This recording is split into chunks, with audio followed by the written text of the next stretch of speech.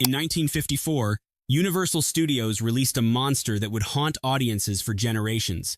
A creature so iconic, its silhouette alone sends chills down your spine. But what you saw on screen was nothing compared to what happened behind the scenes. What made this creature different? These are the 15 secret facts about Creature from the Black Lagoon that even die-hard fans never knew. Number 1. The underwater monster reveal became legendary. Let's start with the moment that changed monster movies forever. Julie Adams glides gracefully through crystal-clear water, completely unaware that death swims directly beneath her. The camera lingers as the Gill-man's webbed hand reaches upward, mimicking her movements stroke for stroke. No screaming, no music sting, just pure, suffocating tension. Film historians call it one of the most perfectly executed suspense sequences in cinema history. No dialogue, no gore, just the primal fear of something lurking below the surface. That single scene turned an average monster flick into an instant classic. It's the reason people still talk about this film 70 years later. But here's the thing, creating that moment nearly killed the man in the suit. Number 2. The lagoon wasn't real. Despite what the title promises, there was no actual Black Lagoon, not even close. Most of the underwater footage was shot in Wakulla Springs, Florida, one of the clearest, most beautiful natural springs in America. The water was so transparent you could see straight to the bottom, which created a problem. How do you make paradise look like a primordial nightmare? Universal's solution was pure movie magic. They tinted the footage in post-production, adding layers of murky green and shadow until those pristine waters looked like something from the dawn of time. What audiences saw as a forbidding, prehistoric swamp was actually a tourist destination where families went swimming on weekends. The illusion was so convincing that for decades, people searched for the real Black Lagoon, never knowing it existed only in a film lab.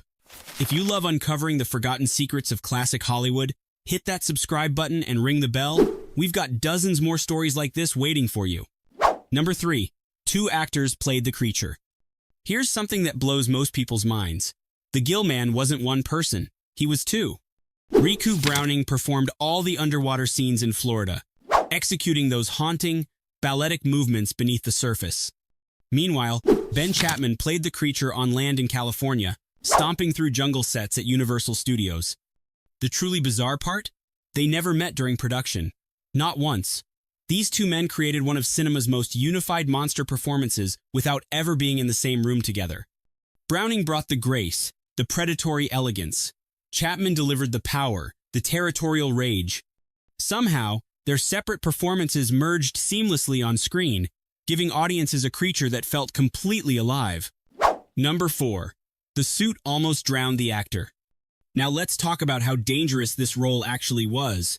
That rubber costume wasn't waterproof, it was a death trap. Every time Riku Browning dove beneath the surface, the suit filled with water like a sinking ship, 50 pounds of dead weight dragging him down into the depths. Browning could hold his breath for over 4 minutes, an incredible feat of endurance. But several times, he pushed too far. Deep underwater, trapped in a rubber prison, he felt consciousness slipping away. Safety divers had to rush in multiple times to pull him back to the surface before he drowned. And here's the kicker. They kept filming. Shot after shot, day after day, Browning descended into those depths knowing that each take might be his last. Number 5. The Gill-man's eyes were made of glass. Want to know something truly terrifying? Riku Browning couldn't see. Those menacing, unblinking eyes staring out from the creature's face? Solid glass. When Browning put on that mask, he went completely blind. So how did he execute those precise, graceful movements underwater? Memory, instinct, pure skill. Before each take, divers would guide him to his starting position and describe the blocking. Then the cameras rolled, and Browning swam through complete darkness, feeling his way through each scene. One wrong move, and he could have crashed into rocks, got entangled in equipment, or disoriented himself so badly he couldn't find the surface. Safety divers stayed close, but in murky water, sometimes they couldn't reach him fast enough. Every underwater sequence you see, the Gill-man swimming behind Julie Adams, stalking through underwater caves, attacking the boat, all performed by a man who couldn't see where he was going. Number 6. It was shot in 2 different states. Universal pulled off one of the great logistical magic tricks in Hollywood history. They convinced audiences that one mysterious lagoon existed somewhere in the Amazon, when in reality, they were filming in two locations separated by 2,000 miles. All the underwater footage came from Wakulla Springs, Florida, chosen because the water was clear enough to capture detailed shots at depth. Meanwhile, the jungle sequences, boat scenes, and on-land creature attacks were filmed at Universal Studios in Hollywood, California. Set designers worked overtime to match the foliage, the lighting, even the color of the water between the two locations. The result? A seamless illusion. Audiences had no idea they were watching footage from opposite ends of the country, all cut together to create one cohesive, terrifying environment. Number 7. The design was inspired by a real legend. Every great monster starts somewhere, and the Gill-man's origin story is absolutely wild. Producer William Allen attended a dinner party at Orson Welles' house in Mexico. During the evening, a cinematographer told Allen about a local legend. Half-human, half-fish creatures living in the Amazon River, worshipped by indigenous tribes as ancient gods. That strange, throwaway story stuck in Allen's mind for years. When Universal asked him to develop a new monster property, he remembered that dinner party conversation. What if, he wondered, one of those creatures actually existed? What if scientists discovered it, disturbed it, awakened something that should have stayed buried? From a casual party anecdote to one of cinema's most enduring monsters. Number 8. The monster had a gender debate. Behind closed doors at Universal, executives had a bizarre conversation. Should the creature be male or female? The studio briefly floated the idea of making the Gill-man female, with fins designed to look like delicate wings, creating a more elegant, ethereal monster. The concept artists went to work, sketching out designs. But test audiences and studio heads rejected the idea almost immediately. Their verdict? Too strange for audiences. Apparently, a 7-foot fish monster was acceptable, but make it female, and suddenly it crossed some invisible line. The studio went back to the drawing board, settling on the masculine, aggressive design we know today. Number 9. It was filmed in 3D. Creature from the Black Lagoon hit theaters during Hollywood's first 3D craze, and Universal went all in.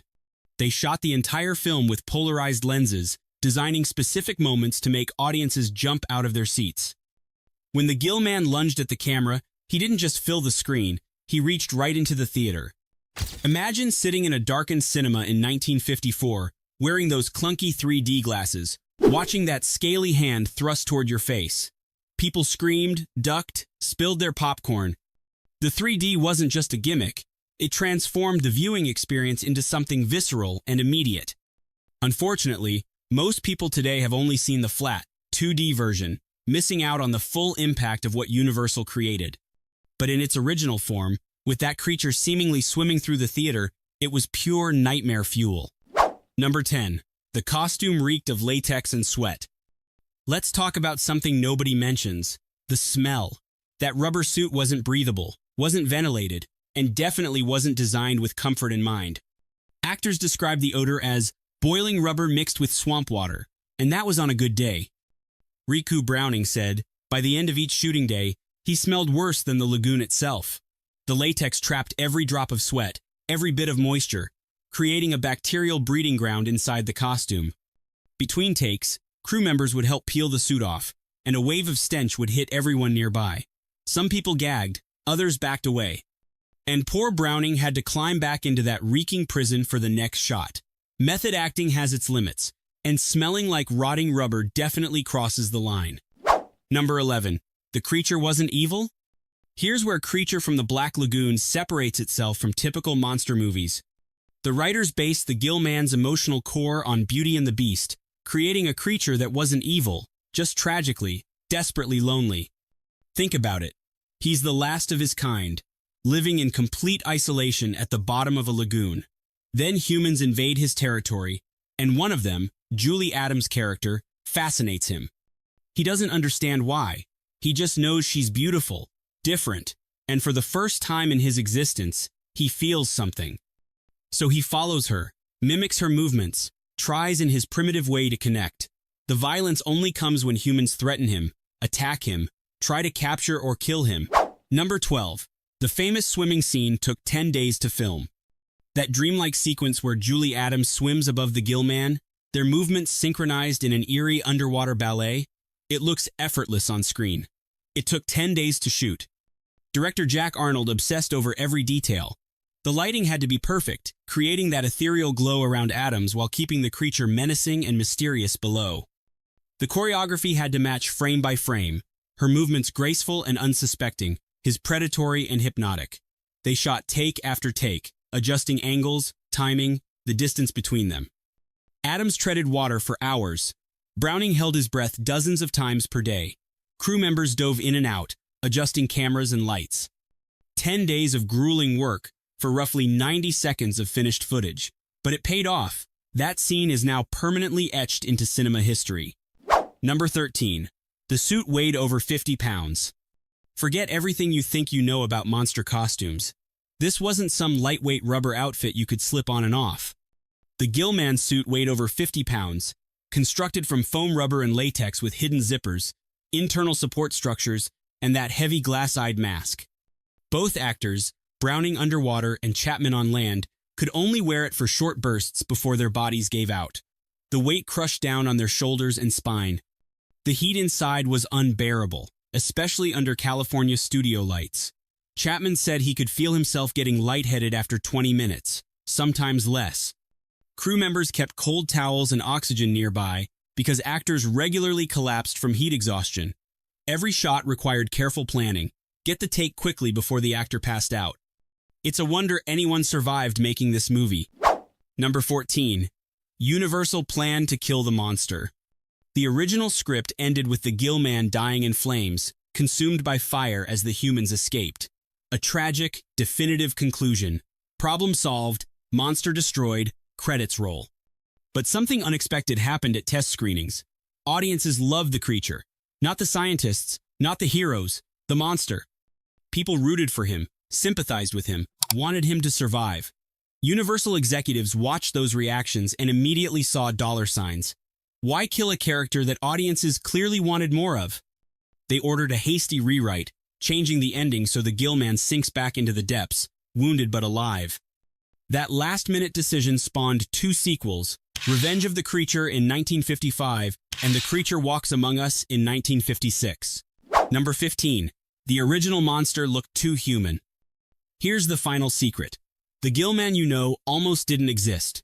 Early concept art made the creature look like a handsome, amphibious man, smooth features, almost romantic in appearance.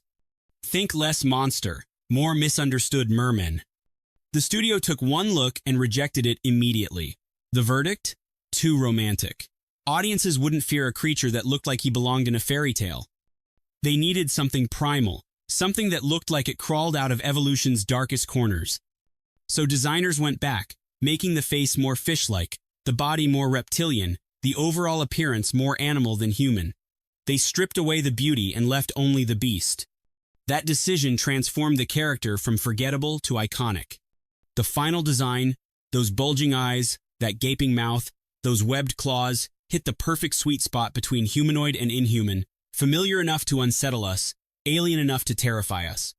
Creature from the Black Lagoon proved that sometimes the best monsters are the ones we pity as much as we fear. If you love diving into these forgotten secrets, hit that subscribe button for more classic film facts you never knew existed. The lagoon may be fictional, but these stories are beautifully, terrifyingly real.